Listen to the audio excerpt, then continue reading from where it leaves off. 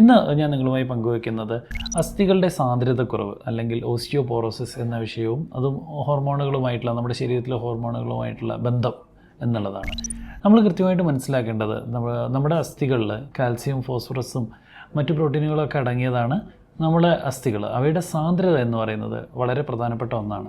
പലപ്പോഴും നമുക്കറിയാം, സ്ത്രീകൾക്ക് പ്രായമാവുന്നതിനനുസരിച്ച് അല്ലെങ്കിൽ മറ്റു രോഗങ്ങളുമായി ബന്ധപ്പെട്ട് സ്ത്രീകളിലും പുരുഷന്മാരിലും ഒക്കെ അസ്ഥികളുടെ സാന്ദ്രത കുറഞ്ഞു വരികയും അതോടൊപ്പം അത് ബോണിൻ്റെ ഫ്രാക്ചറിനും മറ്റുള്ള പ്രയാസങ്ങൾക്കും വേദനകൾക്കൊക്കെ കാരണമായി തീരുകയും ചെയ്യുന്നതായിട്ടുണ്ട്.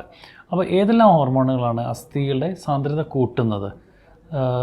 മനുഷ്യരിലെ സെക്സ് ഹോർമോണുകൾ എന്ന് പറഞ്ഞാൽ പുരുഷന്മാരിലാണെങ്കിൽ ടെസ്റ്റോസ്റ്ററോൺ, സ്ത്രീകളിലാണെങ്കിൽ ഈസ്ട്രജൻ, പിന്നെ കാൽസിറ്റോണിൻ, വൈറ്റമിൻ ഡി, ഗ്രോത്ത് ഹോർമോണുകൾ, IGF-1 മുതലായ ഗ്രോത്ത് ഫാക്ടറുകൾ, ഇവയൊക്കെ തന്നെ അസ്ഥികളുടെ സാന്ദ്രത അല്ലെങ്കിൽ ബലം കൂട്ടുന്ന ഹോർമോണുകളാണ്. നേരെ മറിച്ച് പാരാതൈറോയ്ഡ് ഹോർമോൺ തുടങ്ങിയ ഹോർമോണുകൾ, അതോടൊപ്പം കോർട്ടിസോൾ, നമുക്കറിയാം കുഷിംഗ് ഡിസീസ് എന്നൊക്കെ പറയുന്ന കണ്ടീഷൻസ് ഉണ്ട്, കുഷിംഗ് സിൻഡ്രോം, അതായത് ശരീരത്തിലെ കോർട്ടിസോളിൻ്റെ അളവ് കൂടുന്ന അവസ്ഥ.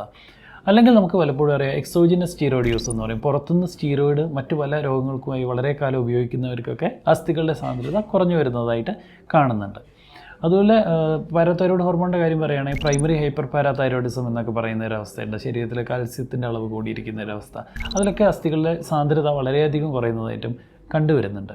അപ്പം സെക്സ് ഹോർമോണുകളുടെ കാര്യങ്ങൾ എടുക്കുകയാണെങ്കിൽ അസ്ഥികളുടെ സാന്ദ്രത മെയിൻറ്റെയിൻ ചെയ്യുന്ന ഒരു ഹോർമോണാണ് ഈസ്ട്രജൻ. ഇത് തന്നെയാണ് പോസ്റ്റ് മെനോപോസിൽ അല്ലെങ്കിൽ ആർത്തവം കഴിഞ്ഞതിന് ശേഷം, ആർത്തവ വിരാമത്തിന് ശേഷം സ്ത്രീകളിൽ കൂടുതലായിട്ട് എല്ലുകളുടെ ബലം കുറയാനും അത് പൊട്ടാനും ഒക്കെയുള്ള ഒരു സ്ഥിതിവിശേഷത്തിലേക്ക് എത്തിച്ചേരുന്നത്. അപ്പോൾ എങ്ങനെയാണ് അസ്ഥികളുടെ സാന്ദ്രത നമ്മൾ തിരിച്ചറിയുക എന്ന് ചോദിച്ചു കഴിഞ്ഞാൽ നമുക്ക് ഏറ്റവും ഐഡിയലായിട്ടുള്ള ഉത്തരം എന്ന് പറയുന്നത് ഡെക്സാ സ്കാനാണ്. ഡെക്സാ സ്കാൻ ചെയ്തുകൊണ്ട് അസ്ഥികളുടെ ഉറപ്പ് അല്ലെങ്കിൽ സാന്ദ്രത കൃത്യമായിട്ട് തിരിച്ചറിയാനായിട്ട് സാധിക്കുന്നതായിരിക്കും.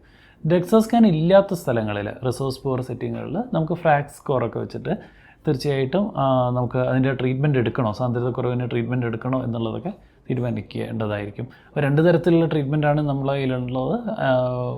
അസ്ഥികൾക്ക് ബലം കൂട്ടുന്ന ട്രീറ്റ്മെൻറ്റും അതുപോലെ അസ്ഥി പൊടിഞ്ഞു പോകാതിരിക്കുന്നതിനെതിരായിട്ട് നമ്മൾ കൊടുക്കുന്ന ട്രീറ്റ്മെൻറ്റുകളും മരുന്നുകളൊക്കെ ആയിട്ടാണ്.